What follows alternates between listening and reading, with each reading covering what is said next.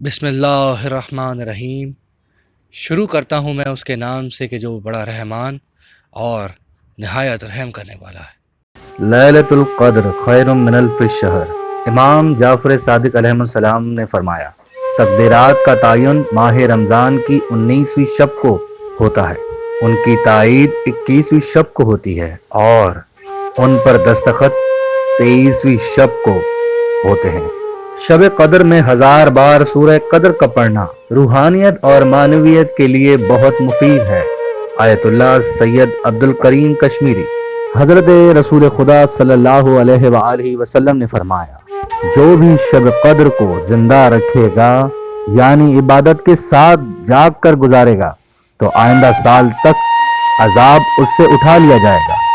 شب قدر میں عبادت کا ثواب 83 سال 4 ماہ کی عبادت سے زیادہ ہے، کیونکہ یہ رات 1000 ماہ سے بہتر ہے۔ روایت میں ہے کہ کسی نے رسول خدا صلی اللہ علیہ وآلہ وسلم سے پوچھا کہ میں شب قدر میں کیا مانگوں؟ تو آپ صلی اللہ علیہ وآلہ وسلم نے فرمایا، تم خدا سے صحت اور عافیت مانگو۔ آیت اللہ حسن زادہ عاملی فرماتے ہیں کہ قرآن شب قدر میں نازل ہوا، شب قدر دل میں اتارو گے تو یہ تمہاری ذات کا حصہ بن جائے گا، اگر فقط سر پہ رکھو گے تو 5 منٹ بعد یہ الگ اور تم الگ۔ حضرت امام علی رضا علیہ السلام فرماتے ہیں، جو شخص شب قدر کو جاگ کر گزارے تو اللہ تعالیٰ اس کے گناہوں کو بخش دے گا، اگرچہ اس کے گناہ آسمان کے تاروں کے جتنے ہوں یا پہاڑ کے وزن کے برابر یا دریا کے پھیلاؤ کے جتنے۔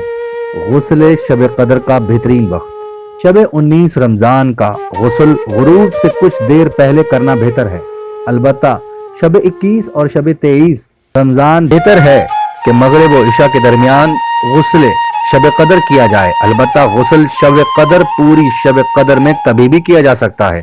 شب 23 رمضان آخر شب کا غسل رجائے مطلوبیت کی نیت سے کیا جائے۔ سوال: کیا غسل شب قدر کے بعد بغیر وضو نماز پڑھی جا سکتی ہے؟ تو آیت اللہ سستانی اور آیت اللہ خوئی کے نزدیک غسل شب قدر کے بعد بغیر وضو تمام نمازیں پڑھی جا سکتی ہیں، البتہ احتیاط مستحب ہے کہ وضو کر لیا جائے۔ آیت اللہ خامنائی اور آیت اللہ خمینی کے فتوے میں غسل شب قدر کے بعد نمازوں کے لیے وضو ضروری ہے۔ سوال: کیا ہر ملک کے اعتبار سے الگ الگ شب قدر ہوتی ہے؟ جواب: شب قدر تو ایک ہی رات ہے اور اس سے مراد وہ تاریکی ہے جو 24 گھنٹے میں پورے قرۂ ارض کو اپنی لپیٹ میں لے لے۔ رمضان کے چاند میں اپنی تحقیق اور اپنے فریضے کے مطابق عمل کرنا چاہیے تو انشاءاللہ اس کو اس شب عبادت و اعمال کا ثواب پورا ملے گا، خواہ اس کو بعد میں معلوم ہی کیوں نہ چل جائے کہ اس کی رمضان کی چاند کی تحقیق غلط تھی۔ شب قدر میں ایک گناہ بھی نہ ہونے پائے۔ آیت اللہ شیخ جعفر آل کاشف الغطا کے قول کے تناظر میں جس طرح نیکی کرنے کی عظمت تمام زمانوں میں سب سے زیادہ ہے، اسی طرح شب قدر میں گناہ کرنا بھی دیگر زمانوں میں سب سے زیادہ بڑا گناہ ہے اور اس کی پوچھ گچھ بھی سختی سے ہوگی۔ امید کرتے ہیں آپ کو ہماری بنائی ہوئی ویڈیو پسند آئی ہوگی۔